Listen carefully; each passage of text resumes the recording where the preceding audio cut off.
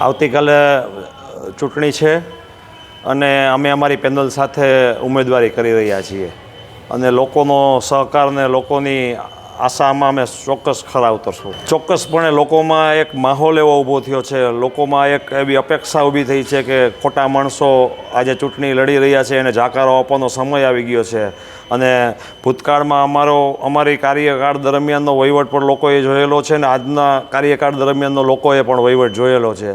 માટે લોકોએ મન મનાવી લીધું છે કે આવતીકાલની ચૂંટણીમાં અમારી પેનલને ચોક્કસ વિજય અપાવશે।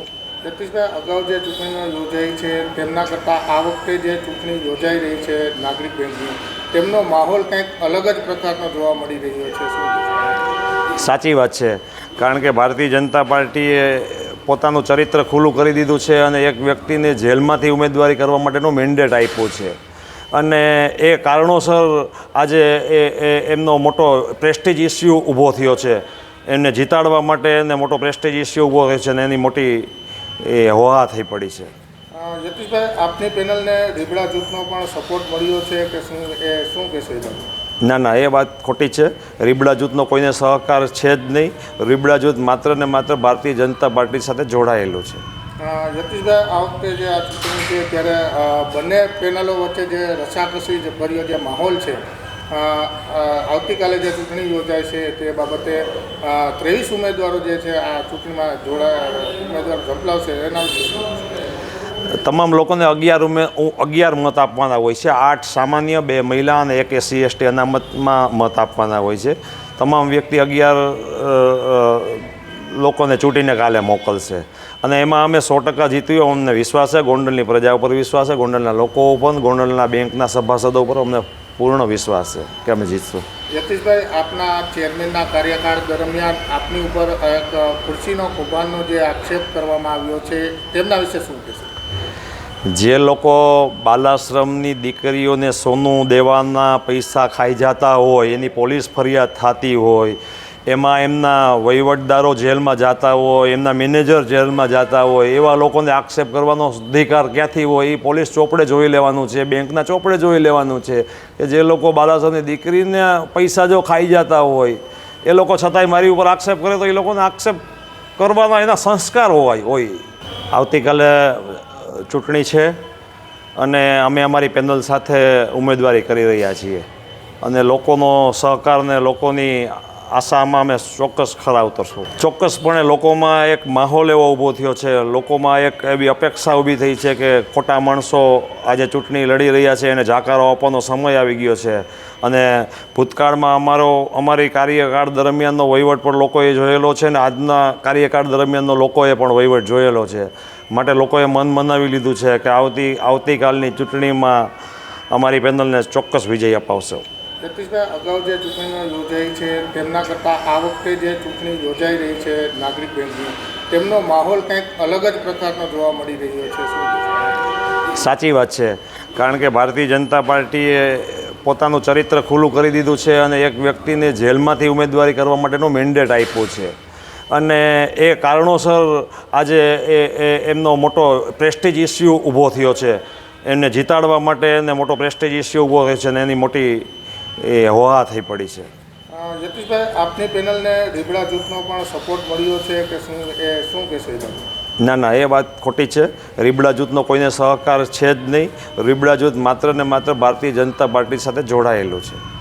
જગદીશભાઈ, આ વખતે જે આ ચૂંટણી છે ત્યારે બંને પેનલો વચ્ચે જે રસાકસી ભર્યો જે માહોલ છે, આવતીકાલે જે ચૂંટણી યોજાય છે તે બાબતે 23 ઉમેદવારો જે છે આ ચૂંટણીમાં ઉમેદવાર ઝંપલાવશે, એના વિશે તમામ લોકોને 11 મત આપવાના હોય છે। 8 સામાન્ય, 2 મહિલા અને 1 SC/ST અનામતમાં મત આપવાના હોય છે। તમામ વ્યક્તિ 11 લોકોને ચૂંટીને કાલે મોકલશે અને એમાં અમે 100% જીત્યું, અમને વિશ્વાસ છે। ગોંડલની પ્રજા ઉપર વિશ્વાસ છે, ગોંડલના લોકો ઉપર, ગોંડલના બેંકના સભાસદો ઉપર અમને પૂર્ણ વિશ્વાસ છે કે અમે જીતશું। જગદીશભાઈ, આપના ચેરમેનના કાર્યકાળ દરમિયાન આપની ઉપર એક ખુરશીનો કૌભાંડનો જે આક્ષેપ કરવામાં આવ્યો છે તેમના વિશે શું કહેશો? જે લોકો બાલાશ્રમની દીકરીઓને સોનું દેવાના પૈસા ખાઈ જતા હોય, એની પોલીસ ફરિયાદ થતી હોય, એમાં એમના વહીવટદારો જેલમાં જતા હોય, એમના મેનેજર જેલમાં જતા હોય, એવા લોકોને આક્ષેપ કરવાનો અધિકાર ક્યાંથી હોય એ પોલીસ ચોપડે જોઈ લેવાનું છે, બેંકના ચોપડે જોઈ લેવાનું છે કે જે લોકો બાલાસરની દીકરીને પૈસા જો ખાઈ જતા હોય એ લોકો છતાંય મારી ઉપર આક્ષેપ કરે તો એ લોકોને આક્ષેપ કરવાના એના સંસ્કાર હોય. આવતીકાલે ચૂંટણી છે અને અમે અમારી પેનલ સાથે ઉમેદવારી કરી રહ્યા છીએ અને લોકોનો સહકાર ને લોકોની આશામાં અમે ચોક્કસ ખરા ઉતરશું. ચોક્કસપણે લોકોમાં એક માહોલ એવો ઊભો થયો છે, લોકોમાં એક એવી અપેક્ષા ઊભી થઈ છે કે ખોટા માણસો આજે ચૂંટણી લડી રહ્યા છે એને જાકારો આપવાનો સમય આવી ગયો છે અને ભૂતકાળમાં અમારી કાર્યકાળ દરમિયાનનો વહીવટ પણ લોકોએ જોયેલો છે ને આજના કાર્યકાળ દરમિયાનનો લોકોએ પણ વહીવટ જોયેલો છે.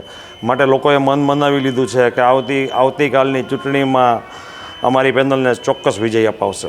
જગદીશભાઈ, અગાઉ જે ચૂંટણીઓ યોજાઈ છે તેમના કરતાં આ વખતે જે ચૂંટણી યોજાઈ રહી છે નાગરિક બેંકની, તેમનો માહોલ કંઈક અલગ જ પ્રકારનો જોવા મળી રહ્યો છે. શું? સાચી વાત છે, કારણ કે ભારતીય જનતા પાર્ટીએ પોતાનું ચરિત્ર ખુલ્લું કરી દીધું છે અને એક વ્યક્તિને જેલમાંથી ઉમેદવારી કરવા માટેનો મેન્ડેટ આપ્યો છે અને એ કારણોસર આજે એમનો મોટો પ્રેસ્ટીજ ઇસ્યુ ઊભો થયો છે.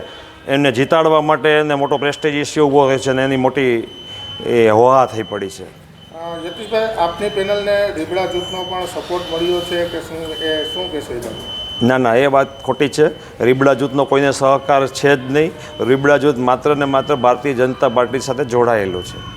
જગદીશભાઈ, આ વખતે જે આ ચૂંટણી છે ત્યારે બંને પેનલો વચ્ચે જે રસાકસી ભર્યો જે માહોલ છે, આવતીકાલે જે ચૂંટણી યોજાય છે તે બાબતે 23 ઉમેદવારો જે છે આ ચૂંટણીમાં ઉમેદવાર ઝંપલાવશે એના વિશે તમામ લોકોને 11 મત આપવાના હોય છે. 8 સામાન્ય, 2 મહિલા અને 1 SC/ST અનામતમાં મત આપવાના હોય છે. તમામ વ્યક્તિ 11 લોકોને ચૂંટીને કાલે મોકલશે અને એમાં અમે 100% જીત્યું અમને વિશ્વાસ છે. ગોંડલની પ્રજા ઉપર વિશ્વાસ છે, ગોંડલના લોકો ઉપર, ગોંડલના બેંકના સભાસદો ઉપર અમને પૂર્ણ વિશ્વાસ છે કે અમે જીતશું. જગદીશભાઈ, આપના ચેરમેનના કાર્યકાળ દરમિયાન આપની ઉપર એક ખુરશીનો કૌભાંડનો જે આક્ષેપ કરવામાં આવ્યો છે તેમના વિશે શું કહેશો? જે લોકો બાલાશ્રમની દીકરીઓને સોનું દેવાના પૈસા ખાઈ જતા હોય, એની પોલીસ ફરિયાદ થતી હોય, એમાં એમના વહીવટદારો જેલમાં જતા હોય, એમના મેનેજર જેલમાં જતા હોય, એવા લોકોને આક્ષેપ કરવાનો અધિકાર ક્યાંથી હોય એ પોલીસ ચોપડે જોઈ લેવાનું છે, બેંકના ચોપડે જોઈ લેવાનું છે કે જે લોકો બાલાસરની દીકરીને પૈસા જો ખાઈ જતા હોય એ લોકો છતાંય મારી ઉપર આક્ષેપ કરે તો એ લોકોને આક્ષેપ કરવાના એના સંસ્કાર હોય.